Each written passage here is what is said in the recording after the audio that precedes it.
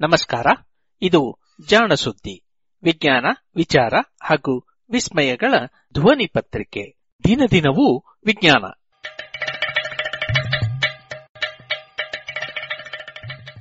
ಸಂಪುಟ 4 ಸಂಚಿಕೆ 39 October 19, 2020.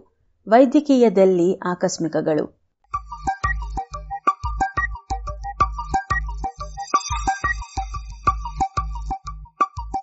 Rome ಒಂದೇ ದಿನದಲ್ಲಿ ನಾಶವಾಗಲಿಲ್ಲ. ಭಾಗ 2.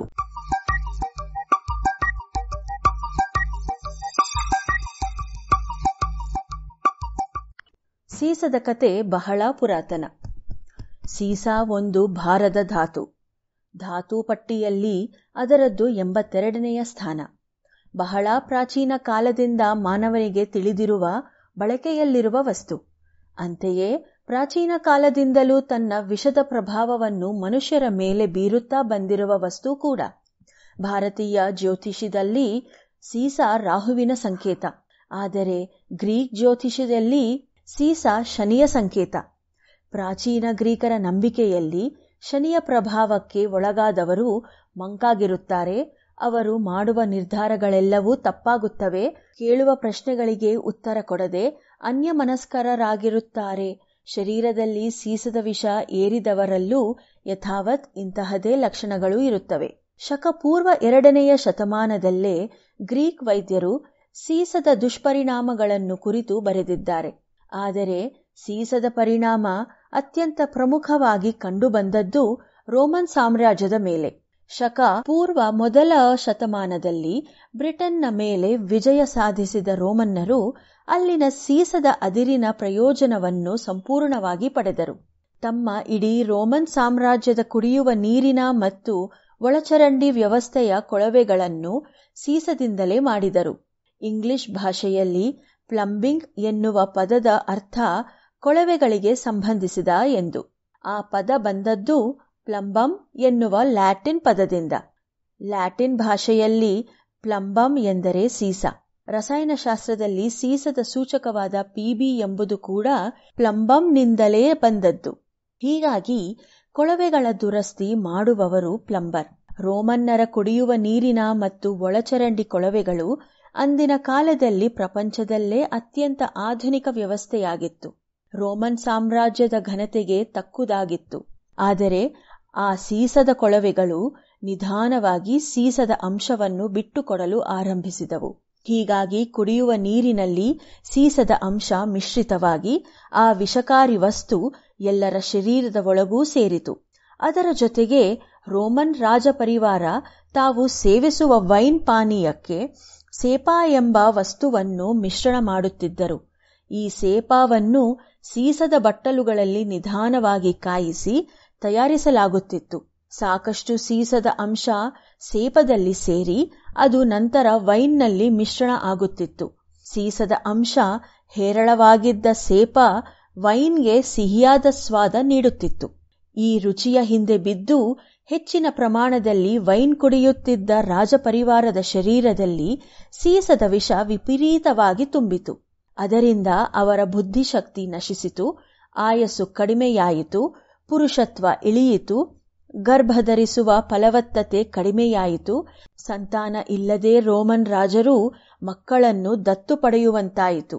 ಸರಿಯಾದ ಉತ್ತರಾಧಿಕಾರಿಗಳಿಲ್ಲದ ಬೃಹತ್ ರೋಮನ್ ಸಾಮ್ರಾಜ್ಯ ಹೇಳ ಹೆಸರಿಲ್ಲದಂತೆ ನಿರ್ನಾಮವಾಯಿತು. ವಿಷಕಾರಿ ಧಾತುವೊಂದು ಮಹಾಸಾಮ್ರಾಜ್ಯವನ್ನು ಅಂತ್ಯಗೊಳಿಸಿದ ಮತ್ತೊಂದು ಉದಾಹರಣೆ ಇತಿಹಾಸದಲ್ಲಿ ಇಲ್ಲ.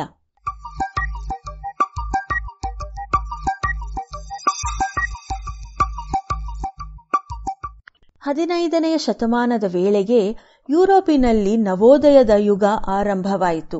ಹಿಂದೆಂದೂ ಕಾಣದ ಆರ್ಥಿಕ ಮತ್ತು ಸಾಂಸ್ಕೃತಿಕ ಪ್ರಗತಿ ಕಾಣಲು ಆರಂಭವಾಯಿತು. ಹೊಸ ಮಾದರಿಯ ವಾಸ್ತುವಿನ್ಯಾಸ, ಬಣ್ಣಗಳ ಸಂಯೋಜನೆ, ಸಿಂಗರಿಸುವ ಪದ್ಧತಿಗಳು, ಚಿತ್ರಕಲೆ, ಮುದ್ರಣ ಇತ್ಯಾದಿ ಬೆಳಕು ಕಂಡವು. ಜರ್ಮನಿಯ ಗುಟೆನ್ಬರ್ಗ್ನಲ್ಲಿ ಮೊದಲ ಬಾರಿ ಮುದ್ರಣ ಯಂತ್ರದ ಕಾರ್ಯ ಆರಂಭವಾದದ್ದು ಒಂದು ಜಾಗತಿಕ ಕ್ರಾಂತಿ. ಅಕ್ಷರವಿದ್ಯೆಯನ್ನು ಜಗತ್ತಿನ ಪ್ರತಿಯೊಬ್ಬರಿಗೂ ಲಭ್ಯವಾಗುವಂತೆ ಮಾಡಿದ ಹೆಗ್ಗಳಿಗೆ ಮುದ್ರಣ ಯಂತ್ರದ್ದು. ಆದರೆ ಮುದ್ರಣಕ್ಕೆ ಬೇಕಾದ ಅಚ್ಚುಗಳು ಮೊದಲು ತಯಾರಾದದ್ದು ಸೀಸದಲ್ಲಿ. ಹೀಗಾಗಿ ಸೀಸದ ಹಲವಾರು ದುಷ್ಪರಿಣಾಮಗಳನ್ನು ಮೊದಲು ಅನುಭವಿಸಿದ್ದು ಮುದ್ರಕರೇ. ಇದರ ನಂತರ ಸೀಸ ತನ್ನ ಪ್ರಭಾವ ಬೀರಿದ್ದು ಬಣ್ಣಗಳ ಲೋಕದಲ್ಲಿ. ಶುದ್ಧಗೊಳಿಸಿದ ಬಿಳಿಯ ಸೀಸವನ್ನು ಬೆರೆಸಿದರೆ ಬಣ್ಣಗಳಿಗೆ ಮಾಸದ ಹೊಳಪು ಬರುತ್ತದೆ ಎಂದು ಪತ್ತೆಯಾದ ನಂತರ ಚಿತ್ರಗಾರರಿಂದ ಹಿಡಿದು ಕಟ್ಟಡಗಳಿಗೆ ಬಣ್ಣ ಬಳಿಯುವವರವರೆಗೆ ಎಲ್ಲರೂ ಎಗ್ಗಿಲ್ಲದೆ ಸೀಸವನ್ನು ಬಳಸಿದರು. ಜೊತೆಗೆ ಬಿಳಿಯ ಬಣ್ಣವನ್ನು ಚಿತ್ರಗಳಲ್ಲಿ ಸ್ಪಷ್ಟವಾಗಿ ನಮೂದಿಸಲು ಸೆರ್ಯೂರ್ಸೈಟ್ ಎಂಬ ಅಚ್ಚ ಬಿಳಿಯ ಬಣ್ಣದ ಸೀಸವನ್ನು ಬಳಸುತ್ತಿದ್ದರು. ಅದು ಸೀಸದ ಸಾಂದ್ರ ರೂಪ. ಅಂದಿನ ಕಾಲದ ಅನೇಕ ಪ್ರಸಿದ್ಧ ಚಿತ್ರಗಾರರು ಸೀಸದ ವಿಷಕ್ಕೆ ತುತ್ತಾಗಿ ಮನೋವೈಕಲ್ಯಕ್ಕೆ, ಬುದ್ಧಿಭ್ರಮಣೆಗೆ, ವಿಪರೀತ ಹೊಟ್ಟೆಶೂಲೆಗೆ ಒಳಗಾದರು. ಕಲೆಯ ಆರಾಧಕರಿಗೆ ವಿಕ್ಷಿಪ್ತ ವ್ಯಕ್ತಿತ್ವ ಇರುತ್ತದೆ ಎಂದು ಜನರು ಭಾವಿಸಲು ಮುಖ್ಯ ಕಾರಣ ಚಿತ್ರಕಾರರ ಮೇಲೆ ಸೀಸದ ವಿಷದ ಪರಿಣಾಮ. ಅವರ ಜೊತೆಗೆ ಲೋಹದ ಕೆಲಸ ಮಾಡುತ್ತಿದ್ದ ಚಿನಿವಾರರು, ರಸವಿದ್ಯೆಯಲ್ಲಿ ನಿರತರಾಗಿದ್ದ ಶೋಧಕರು ಸೀಸದ ಜೊತೆ ಪಾದರಸವನ್ನೂ ಬಳಸುತ್ತಿದ್ದರು. ಘೋರ ವಿಷವಾಗಿದ್ದ ಪಾದರಸದ ಜೊತೆ ಸೇರಿಸಿದ ಸೀಸದ ವಿಷ ಬಹಳ ಬೇಗ ಪ್ರಭಾವವನ್ನು ಬೀರುತ್ತಿತ್ತು. 1473ರಲ್ಲೇ ಜರ್ಮನ್ ವೈದ್ಯ ಉಲ್ರಿಕ್ ಎಲೆನ್ಬಾಗ್ ಪಾದರಸ ಮತ್ತು ಸೀಸಗಳ ಜೊತೆ ಕೆಲಸ ಮಾಡುವವರು ಮುಖಕ್ಕೆ ಗವಸು ಸುತ್ತಿಕೊಳ್ಳಬೇಕು, ಕೆಲಸ ಮಾಡುವ ಕಡೆ ಕಿಟಕಿಗಳನ್ನು ತೆರೆದು ಚೆನ್ನಾಗಿ ಗಾಳಿ ಆಡುವಂತಹ ವ್ಯವಸ್ಥೆ ಮಾಡಬೇಕು ಎಂದು ಸೂಚಿಸಿದರು. ಜೊತೆಗೆ ಪ್ರಾಚೀನ ರೋಮನ್ನರಂತೆ ವೈನ್ ಪಾನೀಯಕ್ಕೆ ಸೇಪಾ ಎಂಬ ವಸ್ತುವನ್ನು ಸೇರಿಸುವ ಪರಿಪಾಠ 17ನೇ ಶತಮಾನದವರೆಗೆ ಮುಂದುವರೆದಿತ್ತು. ಫ್ರೆಂಚ್ ಮತ್ತು ಜರ್ಮನ್ ವೈನ್ ತಯಾರಿಕಾ ಘಟಕಗಳಲ್ಲಿ ಕಾರ್ಮಿಕರ ನಿರಂತರ ಹೊಟ್ಟೆಶೂಲೆ, ಅದರಿಂದ ಅವರು ಪಡುತ್ತಿದ್ದ ಸಂಕಟ, ಅವರ ಯಾತನಾಮಯ ಮರಣಗಳನ್ನು ಹಲವಾರು ವೈದ್ಯರು ಉಲ್ಲೇಖಿಸಿದರು. ಅದಕ್ಕೆ ಸ್ಪಷ್ಟವಾದ ಕಾರಣ ತಿಳಿದಿರಲಿಲ್ಲವಾದ್ದರಿಂದ ವೈನ್ ಸೇವನೆ ಆರೋಗ್ಯಕ್ಕೆ ಒಳ್ಳೆಯದಲ್ಲ ಎಂದು ಪ್ರತಿಪಾದಿಸಿದರು. ಇದರ ಬಗ್ಗೆ ವೈದ್ಯಲೋಕದ ಕುತೂಹಲ ಹೆಚ್ಚಿದಂತೆಲ್ಲ ಈ ಹೊಟ್ಟೆಶೂಲೆಗೂ ಸೀಸಕ್ಕೂ ಇರಬಹುದಾದ ಸಂಬಂಧ ಬೆಳಕಿಗೆ ಬರಲು ಆರಂಭವಾಯಿತು.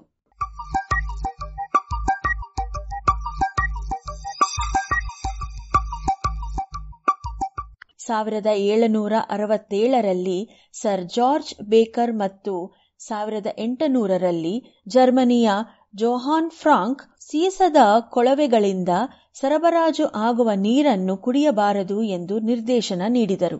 ಆದರೆ ಕೈಗಾರಿಕಾ ಕ್ರಾಂತಿ ಬೆಳೆದಂತೆಲ್ಲ ಸೀಸದ ಬಳಕೆ ಅನಿವಾರ್ಯವಾಯಿತು. ಸೀಸದ ಅಪಾಯವನ್ನು ಕಂಡುಕೊಂಡಿದ್ದೂ ಸಿರಿವಂತರು. ಅಂತಹ ಕೆಲಸಗಳಿಂದ ದೂರ ಉಳಿದರು. ಆದರೆ ಸಾಮಾನ್ಯ ಜನರಿಗೆ ಈ ಆರೋಗ್ಯ ಮಾಹಿತಿ ಲಭಿಸದಂತೆ ಎಚ್ಚರ ವಹಿಸಿದರು. ಹೀಗಾಗಿ ಬಡಜನರಿಗೆ ಸೀಸದ ವಿಷ ನಿರಂತರವಾಯಿತು. ಸಿರಿವಂತ ದೇಶಗಳು ವಸಾಹತುಗಳನ್ನು ಸ್ಥಾಪಿಸಿದಂತೆಲ್ಲ ಈ ರೀತಿಯ ಅಪಾಯಕಾರಿ ಕೆಲಸಗಳಿಗೆ ತಮ್ಮ ವಸಾಹತುಗಳ ಜನರನ್ನು ಬಳಸಿಕೊಂಡವು.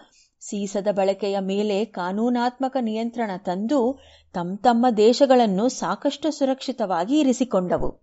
ಆದರೆ ಗಾಳಿಯ ಮೂಲಕವೂ ಸೀಸ ಮನುಷ್ಯರನ್ನು ಸೇರಬಲ್ಲದು ಎಂದು ತಿಳಿದದ್ದು ಈಥೈಲ್ ಕಾರ್ಪೊರೇಷನ್ ಕಂಪನಿಯ ಟೆಟ್ರಾ ಈಥೈಲ್ ಲೆಡ್ ಪ್ರಸಂಗದಿಂದ. ಈಗ ಸೀಸದ ಈ ದುಷ್ಪರಿಣಾಮದ ಬಗ್ಗೆ ಸಾಕಷ್ಟು ಅರಿವಾಗಿದೆ. ಎಲ್ಲಾ ಸರಕಾರಗಳು ಸೀಸದ ಬಳಕೆಯನ್ನು ಆದಷ್ಟು ಕಡಿಮೆ ಮಾಡಲು ಪ್ರಯತ್ನಿಸುತ್ತಿವೆ. ವಿದ್ಯುತ್ ಉಪಕರಣಗಳಲ್ಲಿ ಬಳಸುವ ಬೆಸುಗೆ ತಂತಿಯಲ್ಲಿ ಇರುವ ಅತ್ಯಲ್ಪ ಪ್ರಮಾಣದ ಸೀಸದ ಬಳಕೆಗೂ ನಿರ್ಬಂಧವಿದೆ. ಆದರೆ ಇದರ ಅರಿವು ಬಹಳಷ್ಟು ಜನರಿಗೆ ಇಲ್ಲ ಎನ್ನಬೇಕು. ವಾಹನಗಳ ಇಂಧನದಲ್ಲಿ ಮಾತ್ರವಲ್ಲ, ಅವುಗಳಲ್ಲಿ ಬಳಸುವ ಬ್ಯಾಟರಿಗಳಲ್ಲಿಯೂ ಸೀಸ ಇದ್ದೇ ಇರುತ್ತದೆ. ಈ ಬ್ಯಾಟರಿಗಳನ್ನು ಶುದ್ಧ ಮಾಡುವ ಹಾಗೂ ಮರುಬಳಕೆಗೆ ಸಿದ್ಧಪಡಿಸುವ ಕಾರ್ಮಿಕರು ಬಹುತೇಕ ಬಡವರು ಎನ್ನುವುದು ವಿಷಾದನೀಯ. ಸೀಸ ಮಾನವ ಶರೀರದಲ್ಲಿ ಸಹಜವಾಗಿ ಇರುವ ಧಾತುವಲ್ಲ. ಜೊತೆಗೆ ಮನುಷ್ಯ ದೇಹದ ಯಾವುದೇ ರಾಸಾಯನಿಕ ಪ್ರಕ್ರಿಯೆಯಲ್ಲೂ ಸೀಸದ ಪಾತ್ರ ಇಲ್ಲ. ಹಾಗಾಗಿ ಮನುಷ್ಯರ ರಕ್ತದಲ್ಲಿ ಸೀಸ ಇದೆ ಎಂದರೆ ಅದು ಹೊರಗಿನಿಂದ ಬಂದು ಸೇರಿದೆ ಎಂದು ಅರ್ಥ. ವಾತಾವರಣದಲ್ಲಿ ಸೀಸ ಇದೆ ಎಂದರೆ ನಮ್ಮ ವ್ಯವಸ್ಥೆ ಜನರಿಗೆ ವಿಷ ಉಣಿಸುತ್ತಿದೆ ಎಂದೇ ತಿಳಿಯಬೇಕು. ಶರೀರದಲ್ಲಿ ಸೇರಿದ ಸೀಸ ರಕ್ತ ಕಣಗಳಿಂದ ಹಿಡಿದು ಶರೀರದ ಬಹುತೇಕ ಅಂಗಗಳನ್ನು ಸೇರಿ ಅವುಗಳ ಕೆಲಸಕ್ಕೆ ಅಡ್ಡಿ ಮಾಡಬಹುದು. ಸೀಸದ ಪ್ರಮಾಣ ಹೆಚ್ಚಿದಷ್ಟು ಶರೀರದ ಮೇಲೆ ಅದರ ದುಷ್ಪರಿಣಾಮ ಹೆಚ್ಚು. ಇತಿಹಾಸ ಈ ಸತ್ಯವನ್ನು ಶತಮಾನಗಳಿಂದ ನಮ್ಮ ಮುಂದೆ ಹಲವು ವಿಧಗಳಲ್ಲಿ ಬಿಡಿಸಿ ಇಟ್ಟಿದೆ. ಆದರೆ ಮಾನವ ಪ್ರಲೋಭನೆ ಯಾವ ಸತ್ಯವನ್ನೂ ಬೇಗನೆ ಗ್ರಹಿಸುವುದಿಲ್ಲ. ಸೀಸದ ಕತೆ ಮನುಷ್ಯನ ದುಷ್ಟತನದ, ಹಠಮಾರಿ ಪ್ರವೃತ್ತಿಯ, ಮೂರ್ಖತನದ ಹಲವಾರು ಮಜಲುಗಳನ್ನು ಬಿಡಿಸಿ ಇಡುತ್ತದೆ. ನೂರಾರು ಆಕಸ್ಮಿಕಗಳ ಫಲವಾಗಿ ಕಲಿತ ಸೀಸದ ಪಾಠವನ್ನು ಮರೆಯಬಾರದು. ಅಷ್ಟೇ ಅಲ್ಲ, ಅದು ಮುಂದಿನ ಕಲಿಕೆಗಳಿಗೆ ಬೆಳಕು ಕೂಡ ಆಗಬೇಕು.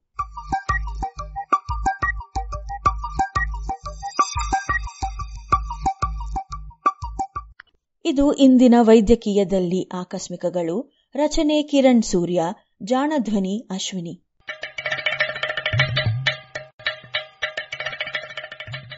ಜಾಣ ಸುದ್ದಿಯ ಬಗ್ಗೆ ಸಲಹೆ ಸಂದೇಹಗಳು ಇದ್ದಲ್ಲಿ ನೇರವಾಗಿ 9886640328 ಈ ನಂಬರಿಗೆ ವಾಟ್ಸಪ್ ಮಾಡಿ, ಇಲ್ಲವೇ ಕರೆ ಮಾಡಿ.